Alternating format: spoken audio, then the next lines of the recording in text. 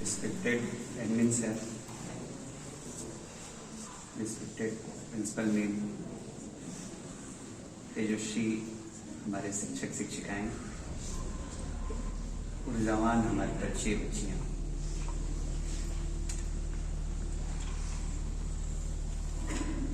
उठो जागो, जब तक चलते रहो, जब तक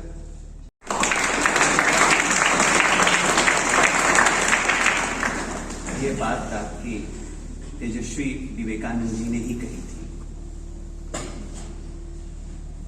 भारत जागो, तो भारत को ही तो जगाया उन्होंने, लेकिन विश्व को भी जगाया। विश्व जागो, और तब तक जब तक कि, जैसा कि अभी एडमिन सर ने कहा कि सर्वे भद्राणि सर्वे सन्तु निरामया सर्वे भद्राणि पश्यन्तु मां कश्चित् दुःखभाग् भवेत्। ऐसी सोच अपने युवा व्यक्तित्व विवेकानंद जी की थी। अभी हम लोग राष्ट्रीय युवा दिवस मना रहे हैं, जैसा कि एडमिन सर ने बताया।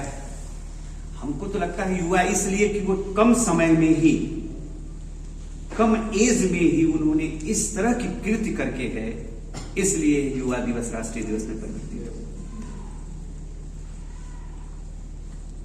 100 वर्ष जीना उत्तम नहीं है, लेकिन जितने दिन तक हम अपने जीवन को जिए, एक विश्व में अपना नाम अमर कर जाएं, इसका महत्व है। और यहां पे बैठे हर व्यक्ति, हर हमारे बच्चियों और बच्चों में है कि जो उस ऊंचाइयों को छू सकता है। बस उस लक्ष्य को और अपने अंदर की ऊर्जा को पहचाने। ऐसे ही दिग्भ्रमित विवेकानंद जी हुए थे एक बार अपने गुरु के प्रति। रामकृष्ण परमहंस जी आपके गुरु थे। कलकत्ता में एक काली जी का मंदिर है, जहां पे इनके गुरु डेली पूजा पाठ करते थे, वहां तपस्वी तप करते थे। ये मान्यता है कि देवी इनके हाथ से पूरी भरी थाली के भोजन करती थी। इतना प्रसन्न थी वो कि वो भोजन इनके हाथ से सजा के भोजन ले जाते थे और अपने हाथ से भोजन कराते थे। विवेकानंद जी को भ्रमित हुआ, ये कैसे हो सकता है।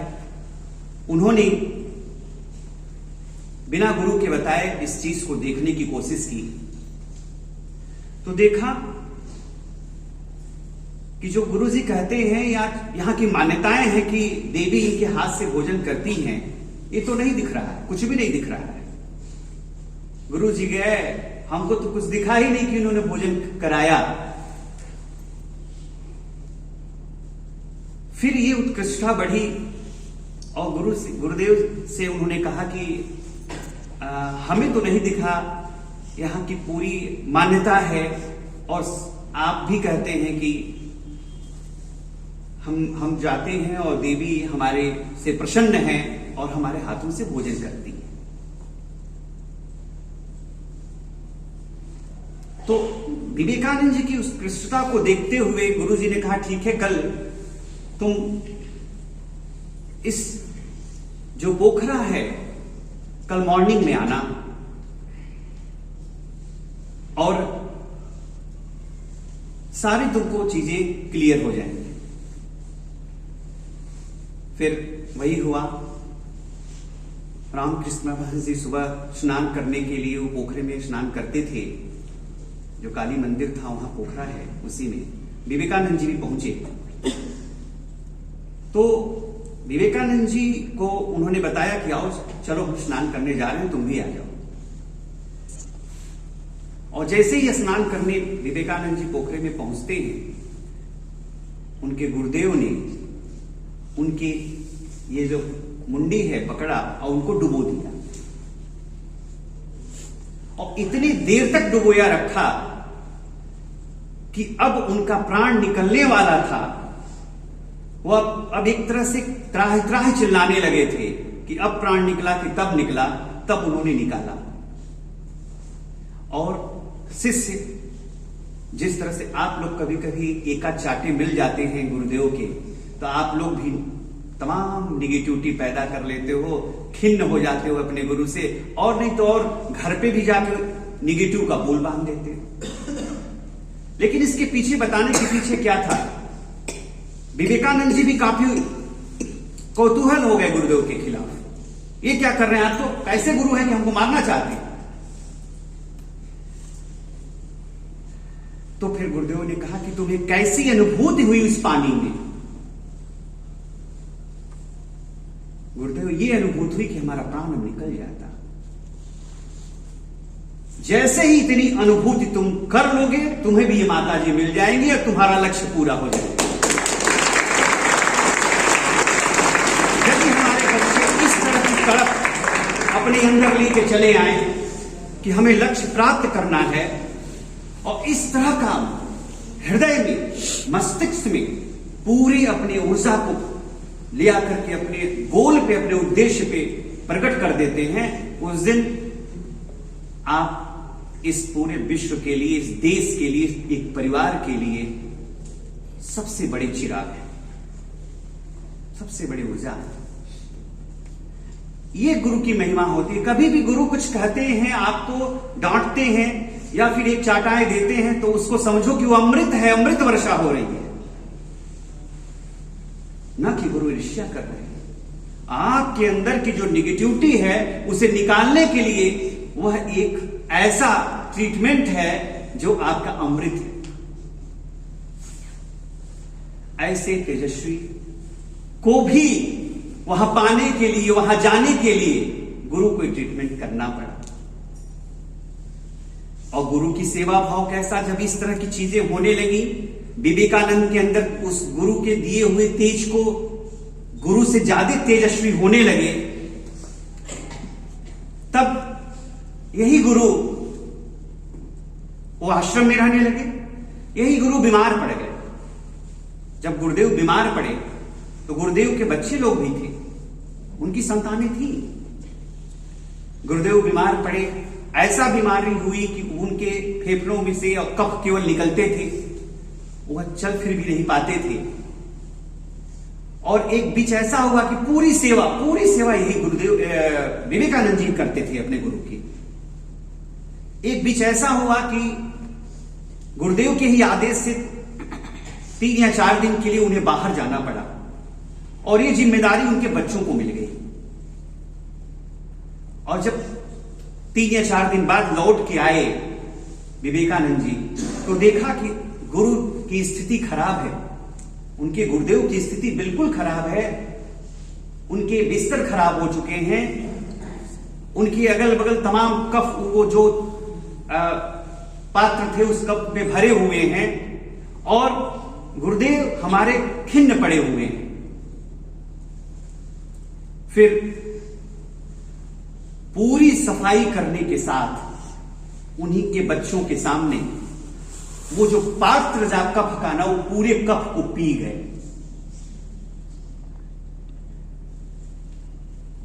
और वह गुरुदेव देख रहे हैं, और उनके परिवार के बच्चे देख रहे हैं। इस तरह की सेवा भाव ही किसी को तेजस्वी बना सकता है। यदि वो गुरु को अपने अंदर तेजस्वी ला दे, गुरु को गुरु मान लिया, तो गुरु को वो शक्ति है कि आपको उस ऊंचाई तक पहुंचा सकती है जिसकी हम जयंती या जन्मदिन मनाते हैं। आप आगे तो बढ़ो। हम कहते हैं कि ईश्वर हमें मिलते नहीं, क्या हम उस लायक बनाते हैं अपने आप को?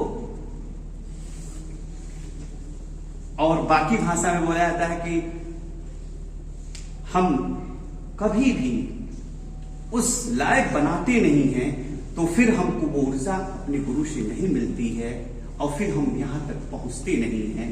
इसको दूर करो, इसको दूर करो। आप कमी कहां है? कमी यहां है कि धूल चेहरे पे थी, हम शीशा साफ करते हैं। हमने कभी अपने अंदर की कमी को देखने की कोशिश ही नहीं कि हमारे अंदर कमी है। उस शीशे पे धूल नहीं है। हम तो अपने दोस्तों की कमी निकालते हैं, कभी कभी अपने माता पिता की कमी निकाल देते हैं, अपने फैमिली में चाचा चाची दादा दादी की कमी निकाल देते हैं, हम ये सोचते नहीं कि ये तो हमारे लिए आदर्श है, कमी मेरे अंदर है, हम झुके तो ये उठा देंगे। जैसे ही इनके आगे हम झुकेंगे तो हमें ये पूरी शक्तियां उठा देंगी। ये होती है शक्ति। और कभी भी जीवन में नहीं भूलना, माता पिता और गुरु ही एक सबसे बड़ी शक्ति है जो ऐसे महापुरुष बना सकती है।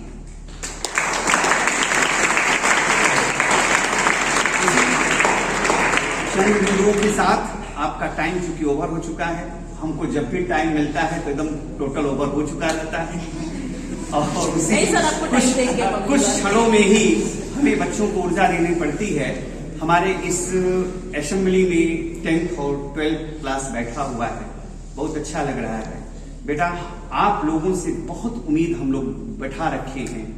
हम ये चाहते हैं कि आपके इस तेजस्विता से, एग्जाम के परसेंटेज से हमारा जीएम निकल भी जाना जाए कि मेरे बच्चों ने ऐसे परसेंटेज दिए। हमारे टीचर्स जहां भी आपको देखें ये कहने लगे कि ये माई स्टूडेंट है, मेरा छात्र है, ये मेरा शिष्य है। ये तब होगा जब उस ऊंचाइयों पे आप जाएंगे। आपका लक्ष्य आपके सामने है, बचा हुआ 1 मंथ है, 1 महीने है। आप ऐसा करो, बहुत 30 दिन और 30 दिन एग्जामिनेशन का 2 मंथ बहुत है बेटा। हमारा बैठा हुआ कोई भी बच्चा ऐसा नहीं जो 60% से नीचे पाए। हम तो ये मानते हैं कि 2 मंथ सफिशिएंट है। आज से ही लग जाओ, आज संकल्पित हो जाओ इस महापुरुष के सामने जो युवा रहा है, कम समय में अपने आप को पूरे विश्व में बैठा दिया, भारत को जगा दिया, भारत का भी संस्कृति और जो है उसकी संस्कृत को जगा दिया पूरे विश्व में, और इसका भारत का अनुकरण विश्व करने लगा। ऐसे ही हम लोग, हम सारे शिक्षक आपका अनुकरण करने लगे। वो शक्ति हम देखना चाहते हैं। इसी बिंदुओं के साथ आपको ढेर सारा आशीर्वाद है।